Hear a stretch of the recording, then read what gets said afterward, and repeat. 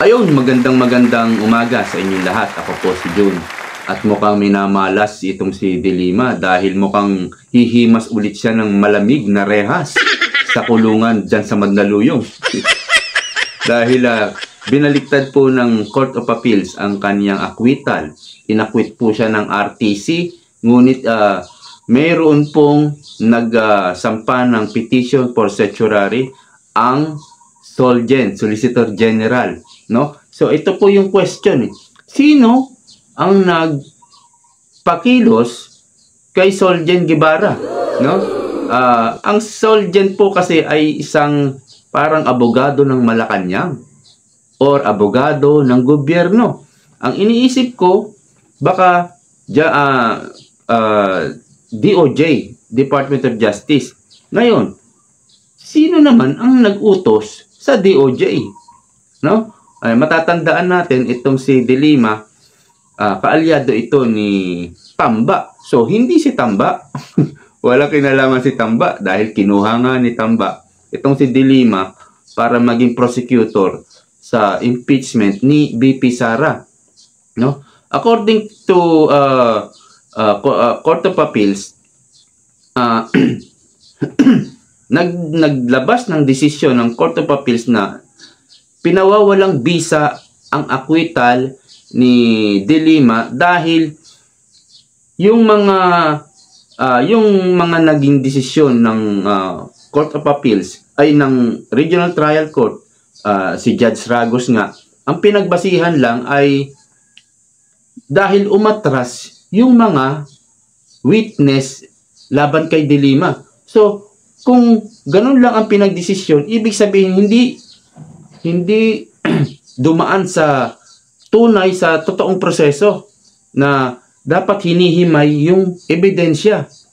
Kaya ang desisyon ng Supreme Court nullifies the acquittal of Dilima at may sinasabi silang grave of abuse. Ang grave of abuse, ito po ay hindi pagsunod sa tamang proceedings na paghimay-himay nga ng mga ebidensya. So, ang mangyayari kay Dilima, babalik ang proceedings sa Regional Trial Court. So, kung ang kaso ni Dilima ay non-bailable, dahil mabigat po itong kasong ito, maaari pong maglabas ng panibagong warrant of arrest itong Regional Trial Court dahil non-bailable nga ang kanyang kaso, ang kaso ni Dilima, at nagpahayag na ang PNP, ito matindi, no? Kung sakaling maglabas ng court order ang RTC, ang sabi ng PNP, we will enforce the law. Patay ka ngayon. Kulong ka na naman. Arestado, posas ka na naman. Dilima, paano yan? Ilang araw pa lang kapapanalo. Ang saya-saya niya, no? At magiging prosecutor pa siya. Laban kay sa impeachment ni BP Sara, mukhang marami kang dapat ipaliwanag. Kasi ang ginawang tactic, strategy sa kaso ni Dilima, unang-una ginapang nila yung mga witness. Unti-unti o isa-isa, no? Nag-aatrasan eh. No? Ano yan? Ganun lang, basta-basta aatras lang. Siyempre, kinausap niya, inareglo. No? Anong gusto mo? Tanggapin mo tong offer o baka gurgurin ka namin? Ha? Or pag hindi mo tinanggap tong offer, tatakutin ka namin. Tanggap na lang, no? Kaya unti-unti nawala yung mga witness, nag-atrasan eh. Ginapang, ibig sabihin may tumulong kay Dilima sa kaso niya. Sino? O sino bang kaalyado niya ngayon? O kayo na bahala. So yan po ang nangyari. So ang natatandaan ko sa kaso ni Dilima, si Kerwin Espinosa, kinikilan niya ng 10 milyon para gamitin sa kanyang kandidato, sa kanyang kampanya noong 2016. Una, 5 million binigay ni Kerwin Espinosa sa Baguio pa, no? Nagpicture-picture pa raw sila doon. Yun lang natatandaan ko, At pangalawang 5 million. Ibig sabihin, protector si De Lima ng mga drug lords. Isa lang to si Kerwin Espinosa, ang dami pang drug lords. Noong panahon ni Pangulong Duterte, ang dami pong mga Chinese big time drug lord na nahuli. So kung mayroong pinoprotekta na drug lord si De Lima, mayroong pang mga ibang drug lord yan.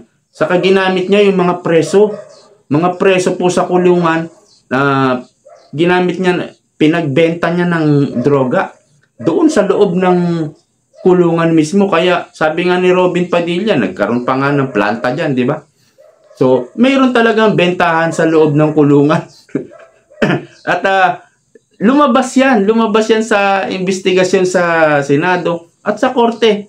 Kaya napakabigat ng kaso ni De Lima. So, kung ganun lang ang pagdesisyon, i-acquit ni Ragos si De Lima dahil umatras yung witness, ibig sabihin hindi mo na himay-himay yung mga ebidensya, yung evidence of guilt.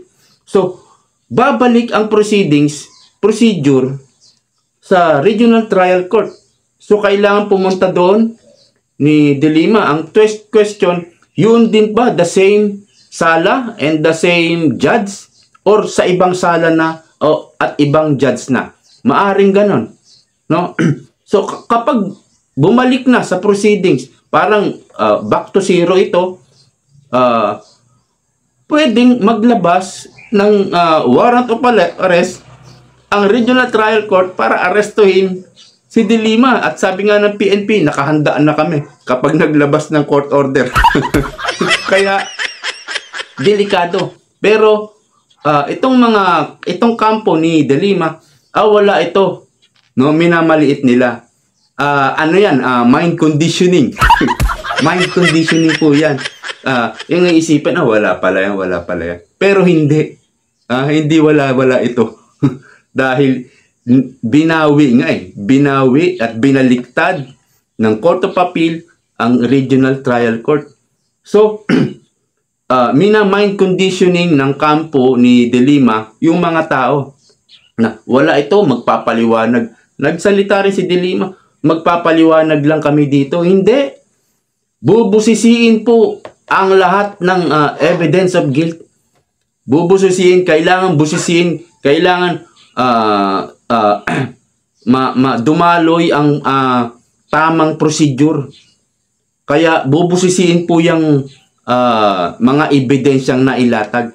Hindi yung wala lang yan.